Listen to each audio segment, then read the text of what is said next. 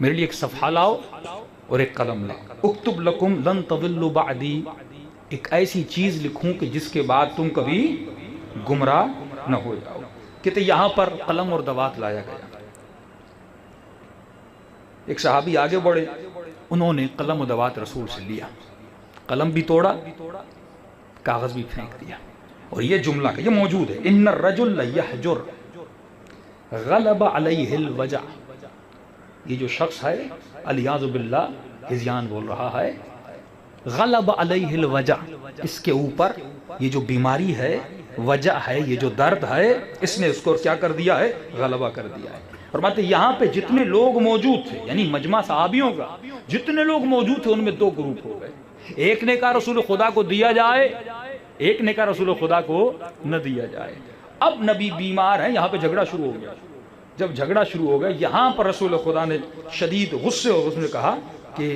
مجھے ترک کر کے یہاں سے نکل جاؤ۔ اس کے بعد فرماتے رسول خدا کا کیا ہو گیا؟ انتقال ہو گیا، اور وہاں پہ وہ جملہ جاری ہوا کہ حسبنا کتاب اللہ، ہمیں کسی کاغذ و قلم کی ضرورت نہیں ہے، ہمارے لیے کتاب اعوذ باللہ من الشیطان الرجیم۔ یہ وہ تاثیر۔ بسم اللہ الرحمن الرحیم، اللہم صلی علی محمد وعلی آل محمد وبارک وسلم۔ ناظرین، آپ نے دیکھا حضرت امیر المومنین عمر بن خطاب رضی اللہ تعالی عنہ کی ذات گرامی پر اعتراض کیا گیا صحیح بخاری کے حوالے سے۔ انہوں نے اپنی اس تقریر کا ٹائٹل جو دیا ہے، جس کو آپ سکرین پہ ابھی دیکھیں گے، کہ حضرت عمر رضی اللہ تعالیٰ عنہ کی گستاخی۔ اس حدیث بخاری سے یہ حضرت عمر رضی اللہ تعالیٰ عنہ کی گستاخی بنا رہے ہیں، اور حضرت عمر رضی اللہ تعالیٰ عنہ کو گستاخ ثابت کرنے کی یہ جسارت کر رہے ہیں۔ آئیے اس حدیث کی حقیقت بھی آپ کے سامنے رکھتے ہیں، اور انہوں نے جتنے جھوٹ بولے ہیں ان کو بھی کھول کے آپ کے سامنے آشکار کرنے کی کوشش کرتے ہیں۔ میرے ہاتھ میں اس وقت صحیح بخاری ہے، اس میں جس حدیث پر اعتراض کیا گیا ہے کتاب المغازی کی حدیث نمبر 4432 نمبر حدیث ہے، اور اس حدیث کے ذریعے سے اس نے کہا ہے کہ حضور نبی کریم صلی اللہ علیہ وآلہ وسلم نے کاغذ اور قلم کا مطالبہ فرمایا۔ یہ جمعرات والے دن کا واقعہ ہے عبداللہ بن عباس سے، اور یہ حدیث بخاری کے اندر ہے، جیسا کہ میں نے آپ کو نمبر بتایا 4432 نمبر حدیث ہے۔ اور حضرت عبداللہ بن عباس رضی اللہ تعالیٰ عنہ نے فرمایا کہ جمعرات والے دن نبی علیہ الصلوۃ والسلام نے کاغذ اور قلم آپ نے اس کا تقاضا فرمایا۔ تو حضرت عبداللہ بن عباس کی یہ حدیث جو موجود ہے، اس میں اضافہ کیا اس نے، حدیث کے اندر لفظ گھڑے، اور حضرت عمر رضی اللہ تعالیٰ عنہ کو گستاخ ثابت کرنے کی کوشش کی۔ لا حول ولا قوت الا باللہ العلی العظیم، کہ قلم اور دوات جو ہے وہ لایا گیا، اور حضرت عمر نے قلم لے کے توڑ دیا، اور کاغذ جو تھا اس کو پھینک دیا یا پھاڑ دیا۔ لا حول ولا قوت الا باللہ العلی العظیم۔ اگر یہ شخص اس کتاب صحیح بخاری کی حدیث نمبر 4432 کے اندر یہ لفظ دکھائے کہ حضرت نبی دو عالم صلی اللہ علیہ وآلہ وسلم کے پاس کاغذ اور قلم لایا گیا، اور پھر حضرت عمر نے قلم لے کے توڑ دیا، کاغذ کو پھینک دیا یا پھاڑ دیا، کبھی بھی صبح قیامت تک یہ ثابت نہیں کر سکتے کہ یہ الفاظ صحیح بخاری کی اس حدیث کے اندر ہوں۔ پھر بڑے سے بڑا جھوٹ اس نے یہ بولا حضرت عمر رضی اللہ تعالیٰ عنہ کے حوالے سے، کہ انہوں نے کہا کہ نبی دو عالم صلی اللہ علیہ وآلہ وسلم پر غلبہ ہے مرض کا، قد غلبہ الوجع، کہ نبی علیہ السلام اس غلبے کی وجہ سے معاذ اللہ ہذیان بول رہے ہیں۔ اگر حدیث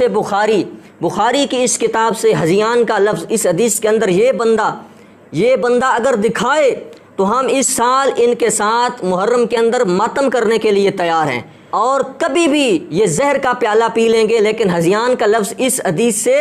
نہیں دکھا سکتا، نہ اس کے پاس بخاری ہے۔ اسی لیے اپنی وہ کاپی سے دیکھ کے اس نے یہ روایت پڑھنے کی کوشش کی ہے، اور اس میں اپنی طرف سے لفظ ہذیان ڈالا ہے، اور حضرت عمر رضی اللہ تعالیٰ عنہ کی طرف یہ لفظ بھی منسوب کیا ہے۔ اگر تم یہ لفظ صحیح بخاری سے دکھا دو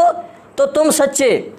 اور یقیناً تم جھوٹے ہو، اور تم نے جھوٹ بولا ہے، اور لعنت اللہ علی الکاذبین کہ تم مصداق بنے ہو، کیونکہ تمہارے مذہب کی بنیاد ہی جھوٹ کے اوپر ہے، اور جھوٹ بول کے صحابہ کبار کی توہین کرنا یہ تمہارا شیوا ہے۔ اور پھر یہ کہا کہ صحابہ نبی کریم صلی اللہ علیہ وآلہ وسلم کے گھر میں جمع تھے، اور واقعتاً نبی علیہ السلام کے گھر کے اندر صحابہ کرام جو تھے وہ جمع تھے۔ اب ان لوگوں کو بھی میں کہتا ہوں جو کہتے ہیں صحابہ صرف در والے ہیں، تو اب تو صحابہ گھر کے اندر موجود ہیں، جو کہتے ہیں کہ صحابہ کی رسائی جو تھی وہ نبی کریم صلی اللہ علیہ وآلہ وسلم کے گھر کی دہلیز تک تھی۔ تو اب اس حدیث سے تو یہ ثابت ہوتا ہے کہ صحابہ بھی گھر والے ہیں۔ اب اس جملے کو ہضم کیجئے گا۔ پھر آگے جو اس نے لفظ جو چھوڑے ہیں اور نہیں پڑھے وہ کیا تھا اس کے آگے، وَعِنْدَكُمُ الْقُرْآنُ حَسْبُنَا کتاب اللہ، کہ حضرت عمر رضی اللہ تعالی عنہ نے فرمایا کہ تمہارے پاس کتاب اللہ کا قرآن ہے، حسبنا کتاب اللہ، اور ہمارے لیے اللہ کا کلام قرآن کافی ہے۔ آگے سے جو لفظ اس نے چھوڑے ہیں نہیں پڑھے کیونکہ وہ گلے کا پھندا بن جاتے، اگر وہ لفظ پڑھتا، متن نہیں پڑھا، ترجمہ کیا ہے اور ترجمہ کر کے صحابہ کی طرف منسوب کرنے کی کوشش کی ہے۔ کیا لفظ تھے؟ فاختلف اہل البیت، اہل بیت کے اندر اختلاف ہوا،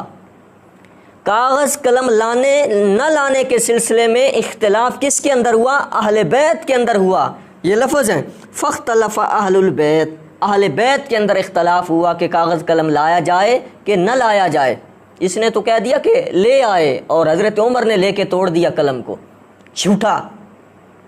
اہل بیت کے دو دھڑے بن گئے، ان کے اندر اختلاف ہو گیا کہ کاغذ اور قلم لانا چاہیے کہ نہیں۔ بعض کی یہ رائے تھی کہ لانا چاہیے اور بعض کی رائے یہ تھی کہ نہیں لانا چاہیے۔ اگر اہل بیت کے دو دھڑے ہوں اور ان میں سے ایک کی رائے ایسی ہو جیسی کہ حضرت عمر کی ہے تو حضرت عمر گستاخ ہو گئے آپ کے نزدیک، تو اہل بیت کا وہ دھڑا جن کی یہ رائے ہے کہ کاغذ اور قلم نہیں لانا چاہیے، نبی علیہ السلام کی طبیعت مبارکہ ناساز ہے، اس کے پیش نظر کاغذ اور قلم ابھی نہیں لانا چاہیے، تو یہ گستاخی کا فتویٰ کیا اہل بیت کے ان افراد کے اوپر بھی آپ لگانا چاہیں گے؟ لا حول ولا قوت الا باللہ العلی العظیم، شرم مگر تم کو نہیں آتی۔ تو گویا آپ نے حضرت عمر پر گستاخی کا فتویٰ لگانے کی کوشش نہیں کی، در حقیقت آپ نے اہل بیت کے معزز محترم اور پاکیزہ شخصیات کے اوپر آپ نے گستاخی کا الزام لگانے کی کوشش کی ہے۔ نبی کریم صلی اللہ علیہ وآلہ وسلم کے پاس جب اختلاف ہوا، شور ہوا، تو نبی کریم صلی اللہ علیہ وآلہ وسلم نے کیا ارشاد فرمایا دعونی فالذی انا فیہ خیر، چلے جاؤ، اٹھ جاؤ میرے پاس سے، جس چیز کی طرف یعنی اختلاف میں اور شور جس طرح سے ہے اس سے میں ایسے ہی بہتر ہوں، انا فیہ خیر۔ اگر یہ حکم دین اسلام کا اہم کام ہوتا تو نبی کریم صلی اللہ علیہ وآلہ وسلم کبھی اس کو چھوڑتے نہ، اور یہ نہ فرماتے کہ دعونی فالذی انا فیہ خیر، خیر بہتر، یہ لفظ آپ ارشاد نہ فرماتے۔ پھر نبی کریم صلی اللہ علیہ وآلہ وسلم نے یہ جمعرات کے دن بات ارشاد فرمائی تھی، اور پیر والے دن، سوموار والے دن نبی کریم صلی اللہ علیہ وآلہ وسلم کی وفات ہوئی۔ درمیان میں اتنے دن تھے، ان دنوں میں یہ بات کیوں نہیں لکھوائی گئی؟ اور دنیا جانتی ہے کہ گھر میں کتابت کی جو ڈیوٹی تھی، کتابت کے فرائض سر انجام حضرت مولا مرتضیٰ دیتے تھے، تو حضرت مولا مرتضیٰ نے ان دنوں میں یہ کیوں نہیں لکھوایا؟ یہ آپ کو ثابت کرنا چاہیے، اور اختلاف بھی اہل بیت کے اندر ہوا ہے، یہ ہم اس کو پیچھے ثابت کر چکے ہیں۔ پھر اس کے بعد نبی کریم صلی اللہ علیہ وآلہ وسلم کی دوسری روایات، دوسری احادیث میں یہ بات آ رہی ہے کہ نبی کریم صلی اللہ علیہ وآلہ وسلم نے زبانی وصیت فرما دی کہ جزیرہ عرب سے مشرکین کو نکال دو، اور اس طرح کی آپ نے وصیتیں فرما دیں۔ اس سے بھی یہ پتہ چلتا ہے کہ نبی کریم صلی اللہ علیہ وآلہ وسلم ہرگز حضرت مولا مرتضیٰ کا خلیفۃ بلا فصل لکھنا نہیں چاہتے تھے، جو آپ کا مدعا ہے وہ پھر بھی پورا نہیں ہوتا۔ پھر اس کے بعد کتاب ہے صحیح مسلم، اور اس کی حدیث نمبر ہے 6181 نمبر حدیث۔ اس کے اندر کیا آ رہا ہے ذرا یہ بھی سماعت فرمائیے کہ صحیح مسلم کی صحیح مرفوع متصل سند کے ساتھ جو حدیث ہے اس سے یہ بات واضح ہو جاتی ہے کہ نبی کریم صلی اللہ علیہ وآلہ وسلم کیا لکھوانا چاہ رہے تھے، اس سے یہ بات واضح ہو رہی ہے۔ تو حضرت عائشہ صدیقہ رضی اللہ تعالی عنہا آپ فرماتی ہیں کہ نبی کریم صلی اللہ علیہ وآلہ وسلم نے اپنے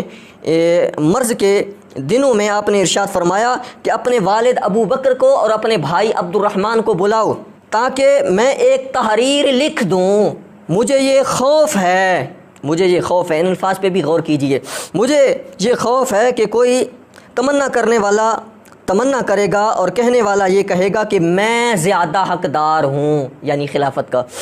جبکہ اللہ اور اس کے مومن یعنی فرشتے، اللہ ابو بکر کے سوا ہر ایک کے لیے انکار فرما رہا ہے۔ یہ صحیح حدیث ہے، بعض منہ پھٹ جن کو پتہ ہی نہیں ہے کہ یہ کس کتاب میں یہ حدیث ہے، یہ صحیح مسلم کی صحیح حدیث ہے، ماں نے وہ لال ابھی جنا ہی نہیں ہے کہ جو اس صحیح مسلم کی اس حدیث کو ٹھکرائے اور خود کو اہل سنت بھی کہے۔ تو نبی کریم صلی اللہ علیہ وآلہ وسلم تو حضرت ابو بکر صدیق کے متعلق لکھنا چاہتے تھے کہ نبی دو عالم صلی اللہ علیہ وسلم کے بعد وہ خلیفہ بلا فصل بھی ہیں اور نبی علیہ الصلوۃ والسلام کے مصلی کے وارث امام بھی ہیں۔ تو اس حدیث سے تو یہ ثابت ہوتا ہے، آپ نے جو کہانی کرانے کی کوشش کی ہے اور اس میں لفظ اپنی طرف سے ڈالے ہیں، ہم آپ کو کھلے دل سے کہتے ہیں آپ یہ الفاظ ہذیان کے لفظ اور حضرت عمر کا قلم لے کے توڑ دینا، یہ اگر آپ ثابت کر دیں صحیح بخاری سے تو ہم آپ کے ساتھ جو ہے محرم کے اندر ماتم کریں گے، وگرنہ آپ خود اور ہم آپ کی اس جھوٹی بات کے اوپر لعنت اللہ علی الکاذبین پڑھتے ہیں، اور آپ کو بھی پڑھنا چاہیے اگر آپ سچے ہیں اور آپ کے اندر رتی بھر بھی کچھ شرم حیا کی ہے۔